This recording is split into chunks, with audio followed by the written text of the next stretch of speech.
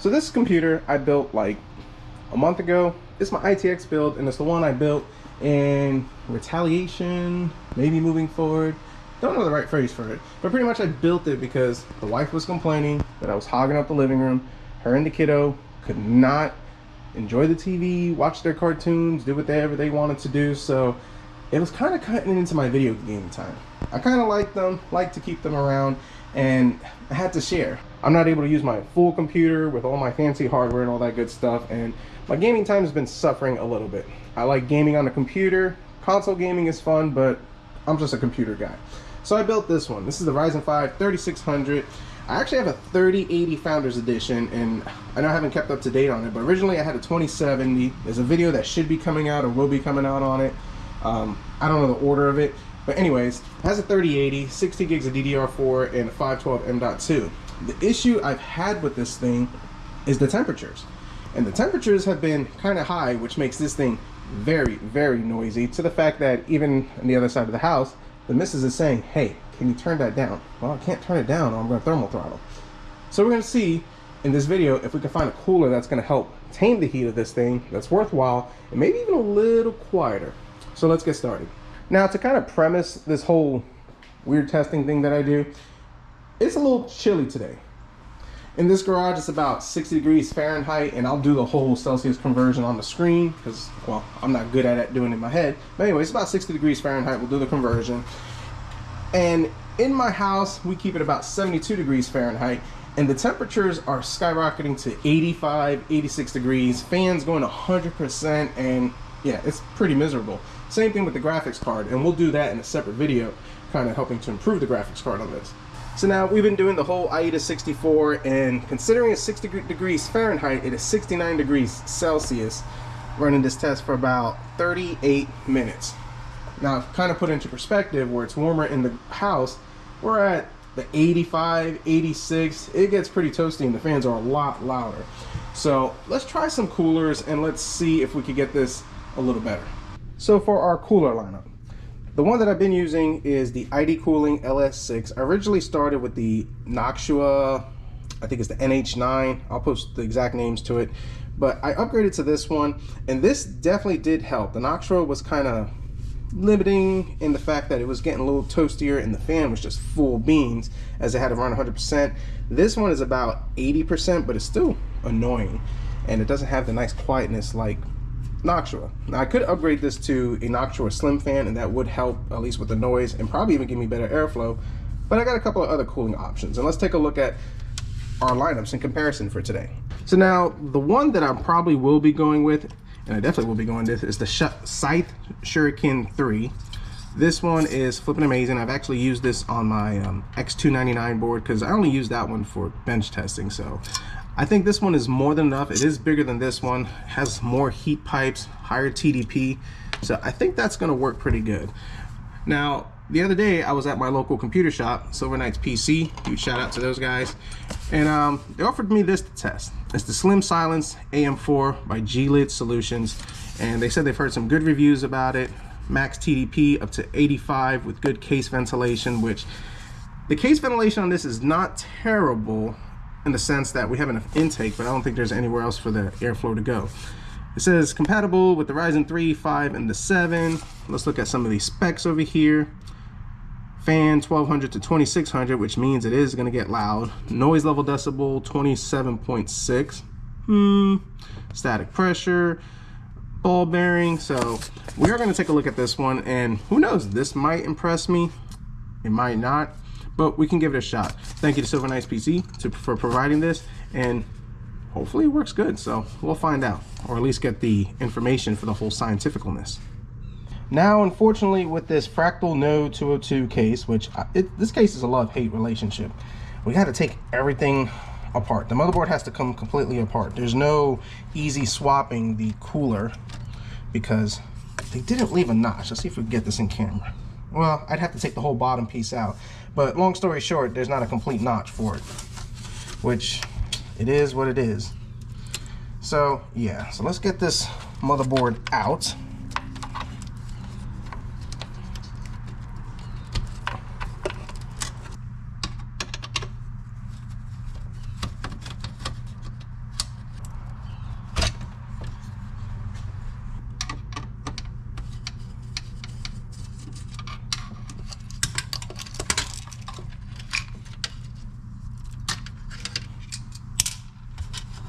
All right, taking it apart, and let's take a look.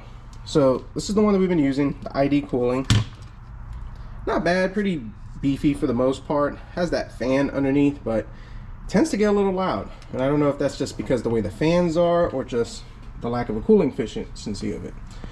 Now, the one that I might end up going to, just depending on these test results, is going to be this Scythe Shuriken. I remember when I was running this with my other computer, it actually ran pretty cool. So hopefully it could tackle the demands of ITX and the lack of airflow on it. And our contender, just to give her a mention, this is our G-lid one. It's the Slim Silence AM4, 2 copper heat pipes, PWM. So I'm going to start with this one. So now the thermal paste I'm going to be using is the Arctic MX6. What I'm going to do is we're going to put a little bead, and I'm actually going to spread it myself just to make sure I have full contact coverage and also give me better consistency for it. So let's start with that one first. Put this thing back together, and then switch to this one, put this thing back together, and when we get back we'll talk about the results and see how all these things fare up.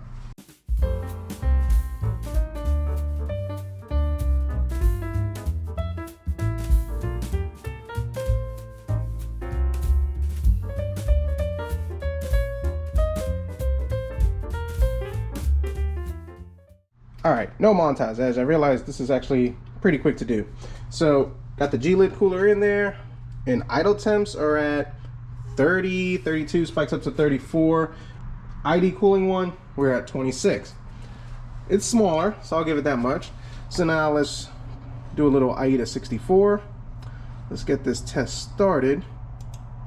Let's give it about 20 minutes, and let's see where it spikes up to. A couple of heat soaks, test runs of 20 minutes on and off, and I like to get them heat soaked. That way, you know, it can't have the variable that it hasn't had the time for the thermal paste to cure in.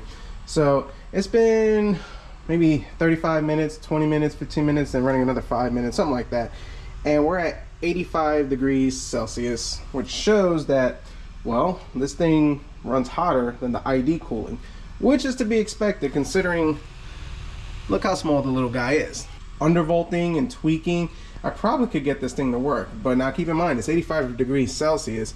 It's 62, I think the average is about 62 degrees Fahrenheit in my garage.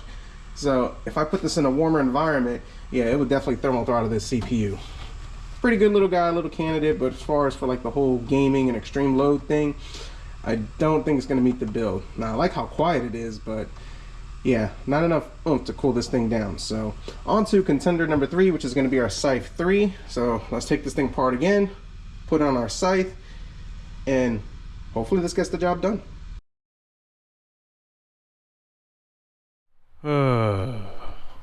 Gotta love computers. Everything goes wrong when you need to go right, and then when it goes wrong, you got to try to figure out what you did, what you didn't do, what happened, what didn't happen.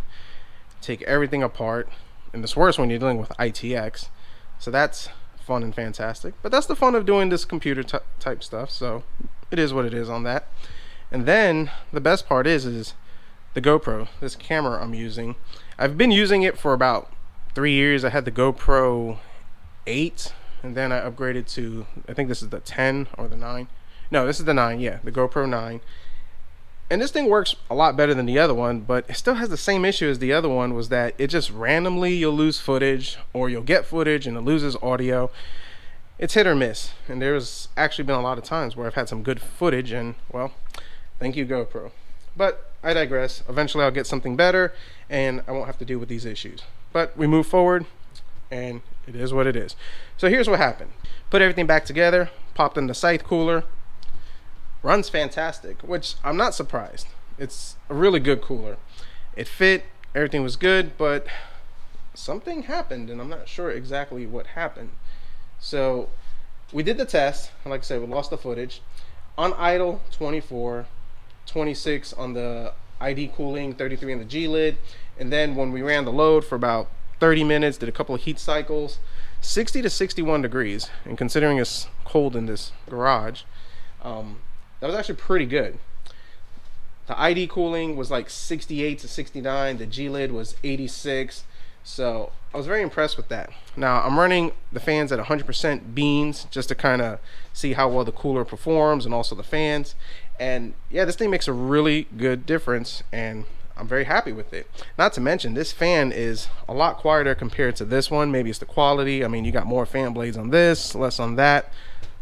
So I'm happy with this cooler.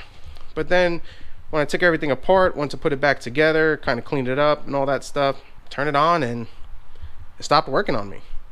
Yeah, tried the memory, resetting the BIOS, resetting the memory, tried a different power supply, another CPU, different graphics card, and yeah, this thing will not do anything. In fact, it's kind of weird because the minute you give it power, and of course now it wants to do it, all it does is the fan spins on, and then when you power it off that way, you power it back on and the fans just still stay running. I get no video, and yeah, it doesn't work. So unfortunately, I think I got a dead motherboard. I'm fairly confident. The fact that the possibility of 2 dead CPUs and my memory and all my video card and every other component is least likely, and I guess it's to be expected. This is the Gigabyte A520 motherboard. It is a cheap motherboard, so maybe it just couldn't handle up to the demands of what I was doing with this. But then again, I've never really used Gigabyte. I've heard mixed reviews about them, so I'm kind of not surprised, but it kind of sucks in the sense that now I have to deal with the whole RMA process. But you live, you learn. So to wrap up this video, Scythe cooler for the win. The G-lid cooler, one thing I will say about it, even though it just was getting hot, and I'm sure in a warmer environment it'll probably thermal throttle, it is a very quiet cooler considering how small it is and how much it and how much the fan, or how fast the fan goes. Maybe with some undervolting we probably could make it to work, but as far as like the whole gaming extreme performance, I don't recommend the cooler for that. Just more for like office use, browsing the web, maybe a whole type of media type thing. But ID cooling, pretty decent. But these fans are loud, they're a little obnoxious, which reading the reviews, that's what a lot of people say about that. One upgrade path that people say is to swap these fans out for the Noctuas, but then it gets quite kind of expensive. But for this one, for like 50 bucks, you get an all-in-one, everything works fantastic. So Scythe for the win, and that's the way I'm going to go with. Thanks again to Silver Knights PC for providing me that G-lid cooler, which is right over here. Maybe I'll use it for another project or something else, or play with some undervolting. So thanks for watching. Definitely like this video. Comment down below, let me know your thoughts, concerns, what you think. What could be wrong with this? The motherboard, have you had experiences with this motherboard? I've read that the A520 is not the best, but it worked really. So we'll keep moving forward, and as always, we'll see what we come up with next.